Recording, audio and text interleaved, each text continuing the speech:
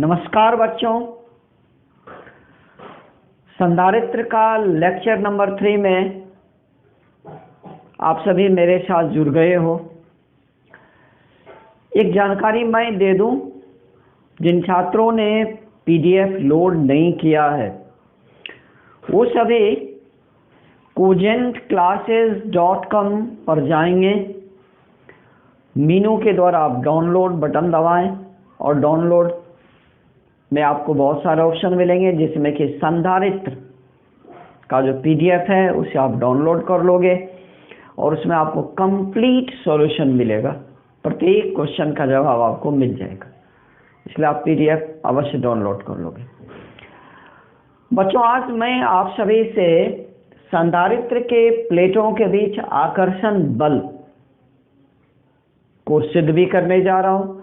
साथ ही साथ कितना आकर्षण बल लगता है इसकी जानकारी मैं आपको देने जा रहा हूँ। तो बच्चों, ऐसा है कि संधारित्र के दो प्लेट्स पर जब बराबर और विपरीत प्रकृति के आवेश आ जाते हैं, या यूं कहें कि संधारित्र को आवेशित कर दिया जाता है, तो संधारित्र के प्रत्येक प्लेट दूसरा प्लेट की विद्युत क्षेत्र में उपस्थित होता है। संधारित्र का प्रत्येक प्लेट दूसरा प्लेट की विद्युत क्षेत्र में होता है। जैसा कि सम्मुख पृष्ठों पर बराबर एवं विपरीत प्रकृति के आवेश होते हैं, इस प्रकार संधारित्र के प्लेट्स के बीच विद्युत आकर्षण बल लगता है। विद्युत आकर्षण बल लगता है। आइए आप इसे यहाँ से देख भी सकते हो, समझ भी सकते हो, कोई प्रॉब्लम नहीं है। जैसे मान लो बच्चों कि ये एक समांतर प्लेट संधारित्र का यह पहला प्लेट है और यह जो है यह दूसरा प्लेट है।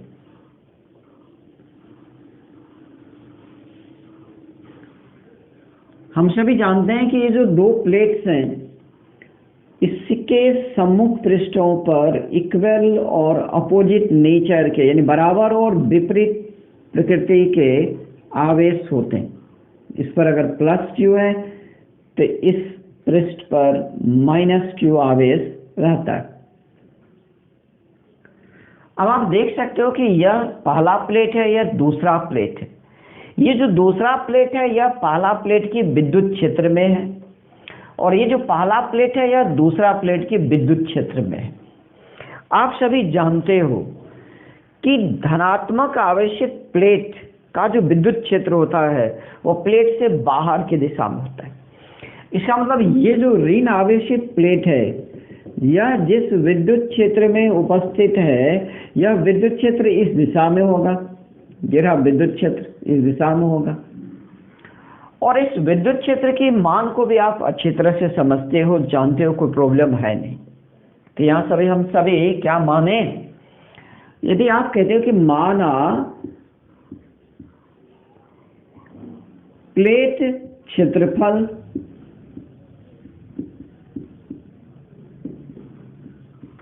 Equal capital A. प्लेट क्षेत्रफल का अर्थ प्लेट का क्रॉस सेक्शन का क्षेत्रफल होता है, क्रॉस सेक्शन का क्षेत्रफल, जिसे अनुप्रस्थ काट क्षेत्रफल हम सभी कहते हैं। प्लेट क्षेत्रफल।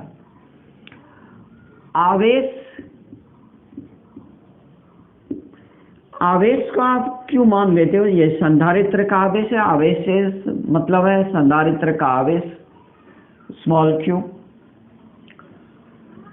तब दूसरा प्लेट का स्थान पर विद्युत क्षेत्र,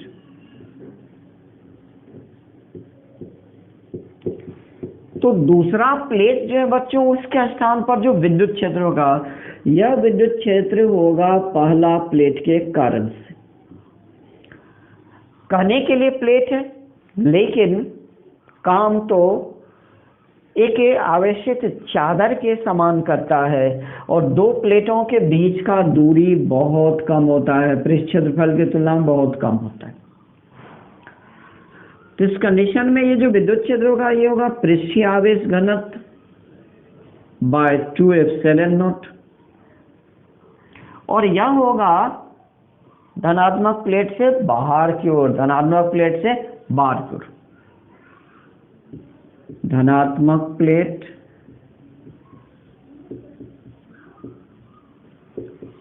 से बाहर।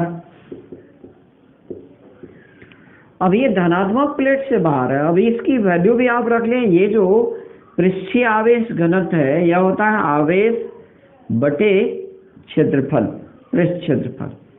फिर 2 है तो 2 आप यहाँ लगा लीजिए, और एप्सिलॉन नॉट है, एप्सिलॉन नॉट भी लगा लीजिए, और ये धनात्मक प्लेट से बाहर की दिशा आप देख पा रहे। अब बच्चों ये विद्युत क्षेत्र आ गया, तब आप ये कह सकते हो कि इस प्रकार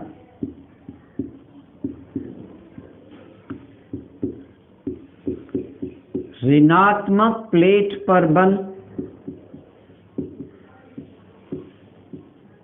विद्युत बल, एक्चुअली ऋणात्मक प्लेट पर विद्युत बल।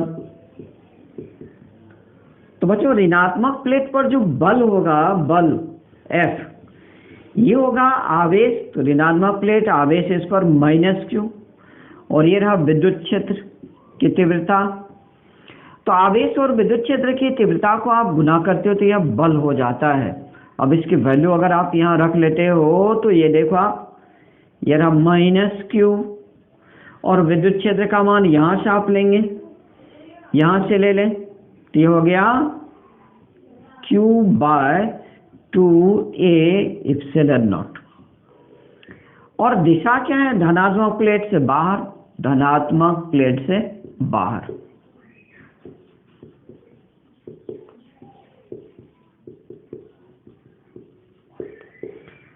तो बच्चों अब इस फोर्स को आप इस प्रकार लिख सकते हो कि माइनस ये रहा q²/2a एप्सिलॉन नॉट, ये रहा मैग्नीट्यूड, माइनस चिन्ह यह बता रहा है कि जो बल है यह आकर्षण का बल है, क्योंकि यह धनात्मक प्लेट से बाहर की ओर है।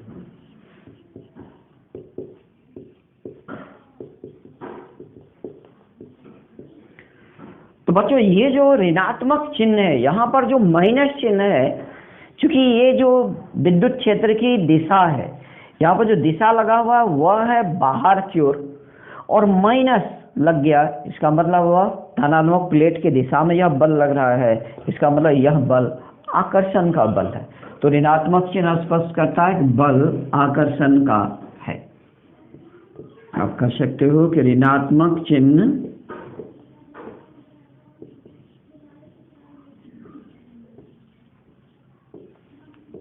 आकर्षण बल को बतलाता है।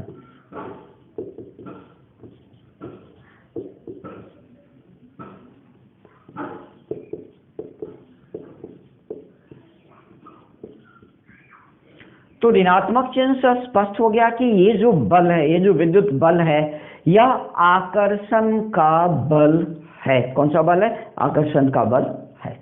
और यदि परिमाण में आप देखो तो ये देखिए, परिमाण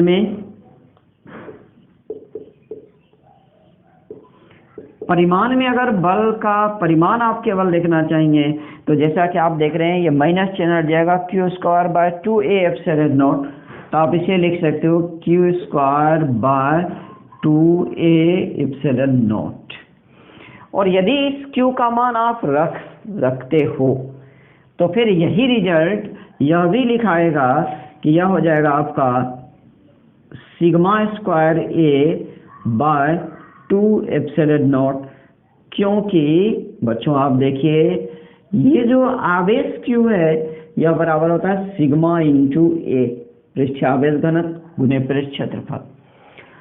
तो जो आवेशित संधारित्र होते हैं, जैसे समांतर प्लेट संधारित्र है, अगर वह आवेशित है, उसका प्रत्येक प्लेट दूसरे प्लेट को इस बल के द्वारा आकर्षित करता है। क्या करता है?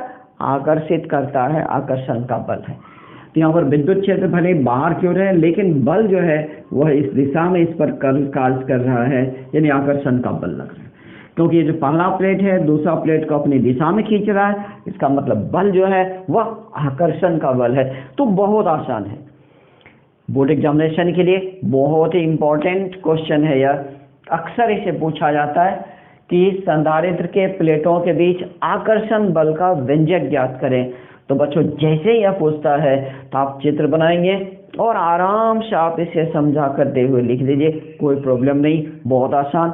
और जरा सा भी मार्क्स आपका कटने वाला नहीं है, क्योंकि आप ना तो ज़्यादा लिख पा रहे हो लिख रहे हो और ना ही आप कम लिख रहे हो, बिल्कुल सटीक जवाब है यहाँ पर।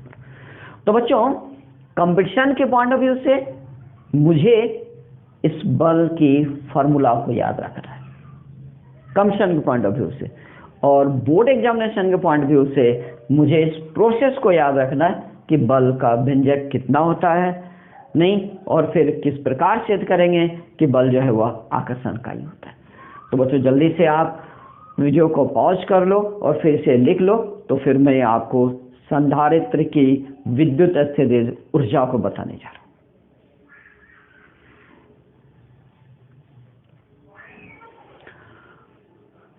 बच्चों आपने लिख लिया होगा, तो मैं इरेज कर लेता हूं।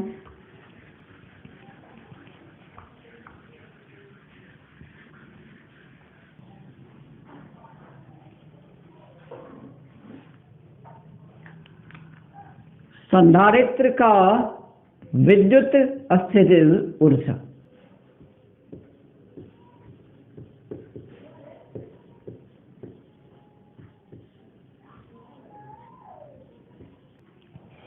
संधारित्र का विद्युत स्थितिज ऊर्जा।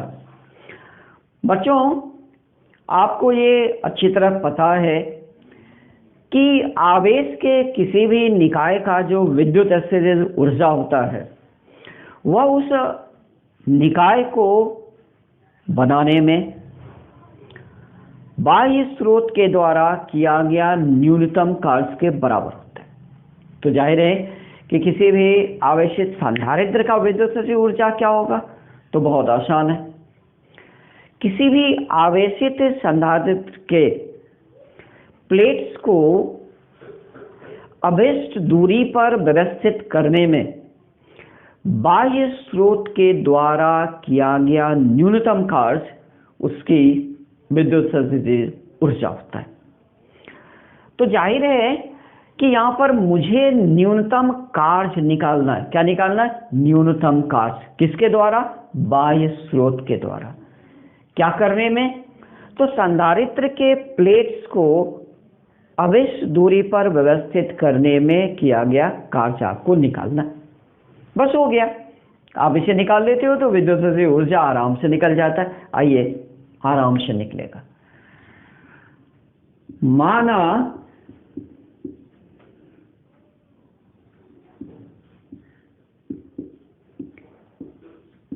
प्लेट क्षेत्रफल बराबर के भी चले, संधारित्र का आवेश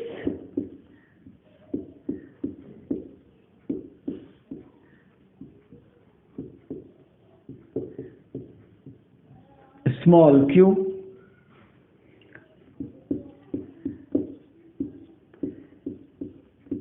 प्लेट्स के बीच की दूरी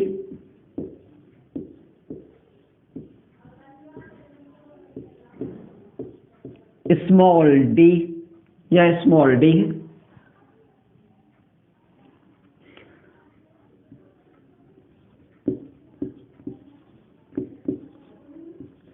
संधारित्र के प्लेट्स के बीच विद्युत आकर्षण बल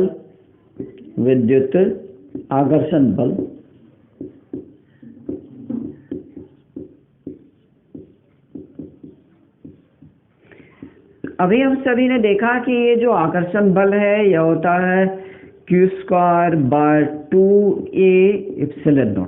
ये रहा आकर्षण बल था। और जैसा कि संधारित्र का प्लेट्स के बीच का जो दूरी होता है वह उसके प्लेट क्षेत्रफल के अपेक्षा में नगण्य होता है। इस प्रकार यह जो आकर्षण बल है अल्प दूरी तक, यानी संधारित्र के प्लेट्स को तो अल्प दूरी से ही ना व्यवस्थित किया जाता है, तो यह बल लगभग कांस्टेंट रहता है। तो यह क्या हो जाता है? कांस्टेंट हो जाता है। तो जो न्यूनतम बाह्य बल होगा, न्यूनतम बाह्य बल, न्यूनतम बाह्य बल,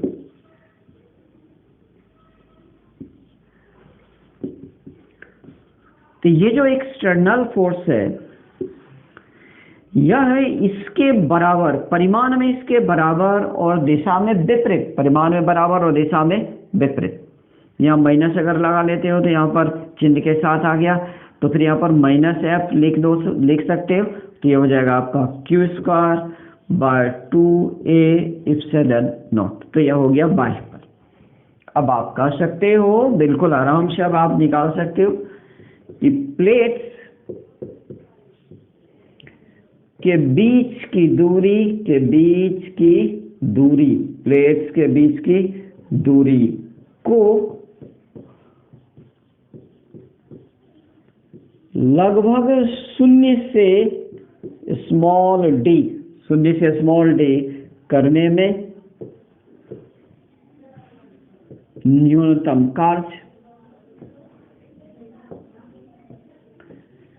तो यहाँ जो न्यूनतम कार्य होगा Wxt, यह बराबर हो जाएगा, ये रहा एक्सटर्नल फोर्स और दोनों प्लेट के बीच की दूरी 0 से d करना है, तो डिस्प्लेसमेंट d, तो फोर्स और डिस्प्लेसमेंट का प्रोडक्ट हो गया। अब यहाँ पर आप फोर्स की वैल्यू रख लेते हो, ये है q²/2a ε0 और इसे आप d से मल्टीप्लाई कर लेते हो, तो ये जो न्यूनतम कार्य आपको निकल कर के आ रहा है, ये हो जा रहा है q²/2a ε0 और d को अगर नीचे लाएंगे तो फिर ये यहाँ आ जाएगा। जैसा कि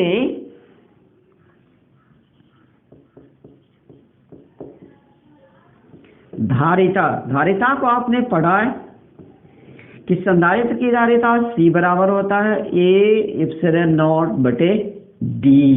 तो ये जो a ε0/d है यह हो गया धारिता, जिसके बजाय आप C लिख सकते हो, तो यह आपको लिखाएगा, एक्चुअली यहाँ पर स्क्वायर छूट गया था, तो यह हो गया q²/2c।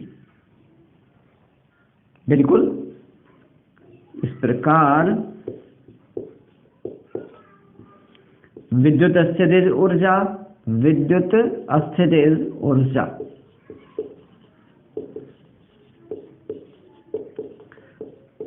ये जो संधारित्र की विद्युत स्थितिज ऊर्जा है U, ये Wxt के बराबर ही होता है। तो फिर जायरिक ऊर्जा बराबर आप क्या लिखोगे? q²/2c। बच्चों आप सभी जानते हो कि Q बराबर क्या होता है? CV। अगर प्लेट्स के बीच का विभवांतर V हो तो Q बराबर CV। तो इसे आप इस प्रकार भी लिख सकते हो 1/2 Q × V, या इसको आप इस प्रकार भी लिख सकते हो 1/2 CV²। तो बच्चों जो कि आवेशित चालक का विद्युत स्थितिज ऊर्जा का व्यंजक होता है, आवेशित चालक का विद्युत स्थितिज ऊर्जा का व्यंजक भी यही 3 फॉर्मूला के रूप में आता है, q²/2c या 1/2 qv या 1/2 cv²। तो यहाँ भी रिजल्ट बिल्कुल सेम है।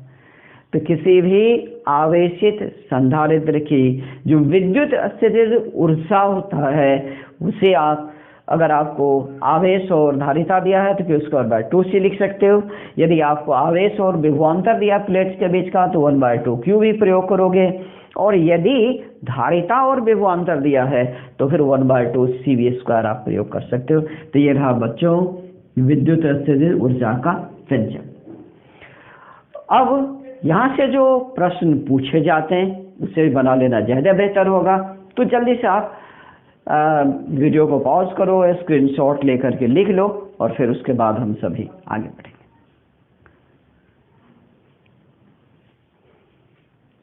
उम्मीद है आपने लिख लिया होगा।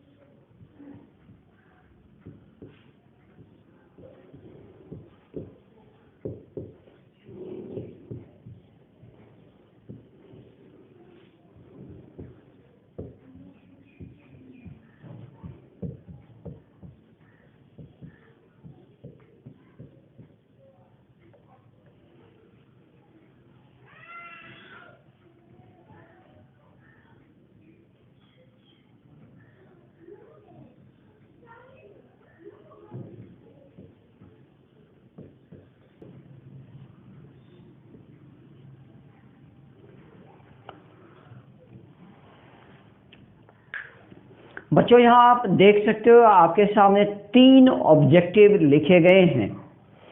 पहला जो क्वेश्चन है वह यह कह रहा है कि एक समांतर प्लेट संधारित्र का प्लेट क्षेत्रफल कैपिटल ए, संधारित्र का आवेश स्मॉल q है, तब प्लेट्स के बीच आकर्षण बल होगा, यानी संधारित्र के प्लेट्स के बीच आकर्षण बल। तो बच्चों आपने जस्ट पढ़ा है कि जो संधारित्र आवेशित संधारित्र के प्लेट्स के बीच जो आकर्षण बल होता है वो होता है q² / 2a epsilon not. q² / 2a epsilon not होता है। ते हो गया बल, आकर्षण बल। ऑप्शन सी बिल्कुल सही है। अगला देखिए, यदि समांतर प्लेट संधारित्र की धारिता C एवं प्लेट्स के बीच का विभवांतर V हो, यानी संधारित्र की धारिता C है और प्लेट्स के बीच का जो विभवांतर है वह V हो, तो संधारित्र का विद्युत अस्थिर ऊर्जा होगा। पहला ऑप्शन है 2CV², फिर CV², अगला ऑप्शन है 4CV² और लास्ट ऑप्शन में 1/2CV²। तो बच्चों ये धारिता C और विभवांतर V हो तो जो विद्युत अस्थिर ऊर्जा होता है वो होता है 1/2CV²। तो ये ऑप्शन डी यहाँ पर सही है। अगला देखें, एक समांतर प्लेट संधारित्र का आवेश स्मॉल q एवं धारिता C है, संधारित्र का विद्युत अस्थिर ऊर्जा होगा। यहाँ भी आप देख सकते हो पहला option 2CV², q² / 2c, 2q² / c और c² / 2q। तो बच्चों यदि आवेश q हो और धारिता C हो तो संधारित्र का जो विद्युत अस्थिर ऊर्जा होता है वह q² / 2c के बराबर होता है। तो ऑप्शन बी यहाँ पर सही है। तो क्वेश्चन चाहे ऑब्जेक्टिव हो या लॉन्ग टाइप हो, शॉर्ट टाइप हो, न्यूमेरिकल हो, सभी का जवाब देना बिल्कुल आसान होता है। सिर्फ एक ही कंडीशन, सिर्फ एक ही शर्त है कि आपको फेनोमेनन को समझना होगा। बच्चों अब मैं आपसे विद्युत क्षेत्र का ऊर्जा घनत्व को डिस्कस करने जा रहा हूं। तो विद्युत क्षेत्र का ऊर्जा घनत्व क्या होता है और कितना होता है, इसे हम सभी देखेंगे। आइए,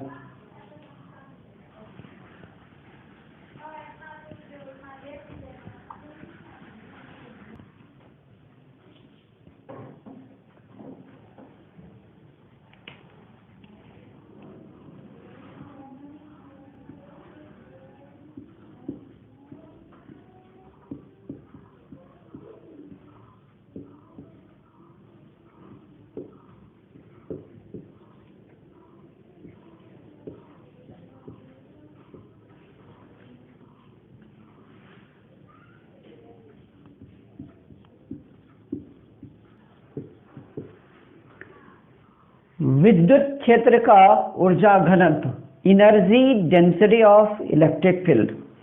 तो बच्चा ऐसा है कि विद्युत क्षेत्र का एकांक आयतन का विद्युत अस्थिर ऊर्जा को ऊर्जा घनत्व कहा जाता है। ऊर्जा घनत्व जो है इसे स्मॉल u से दिखाया जाता है और यह बराबर होता है विद्युत क्षेत्र की कुल ऊर्जा और बटे आयतन। आयतन के लिए यहाँ पर मैं कैपिटल V का प्रयोग कर रहा हूँ, यानी ये हो गया आपका कुल ऊर्जा बटे आयतन।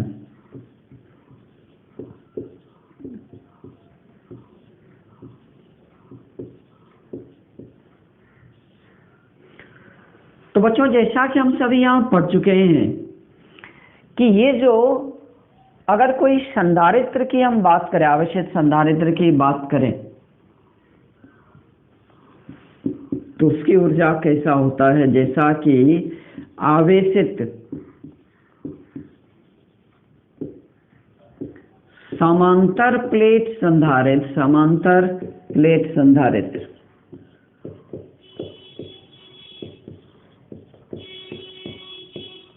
का विद्युत अस्थिर ऊर्जा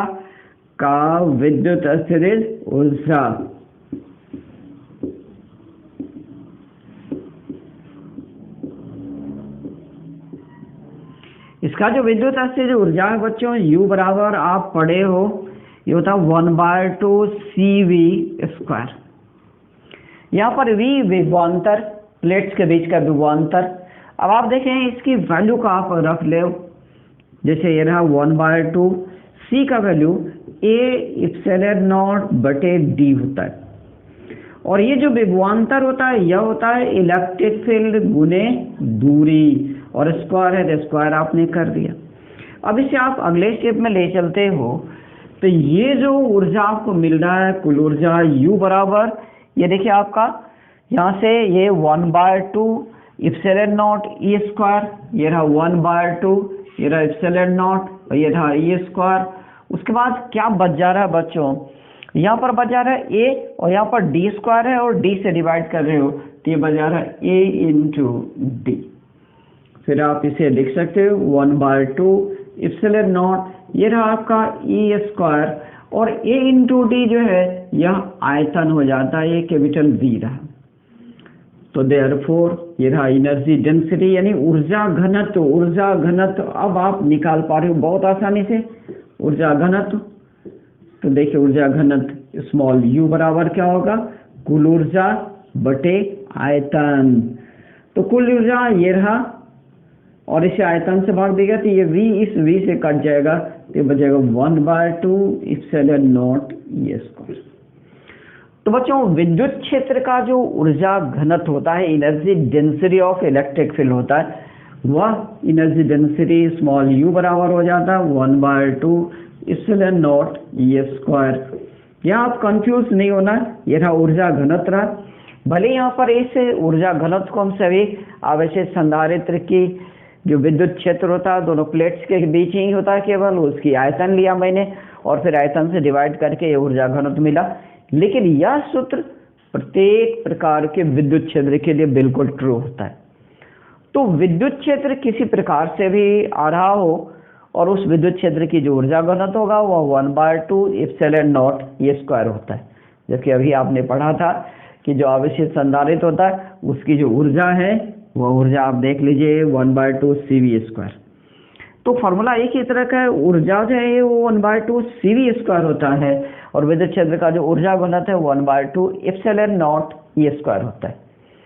और यदि आपको विद्युत क्षेत्र के किसी भी आयतन का ऊर्जा निकालना है तो आप ऊर्जा घनत्व को आयतन से मल्टीप्लाई कर दोगे तो विद्युत क्षेत्र की ऊर्जा भी आपको निकल जाएगा, बहुत आसानी से निकल जाता है।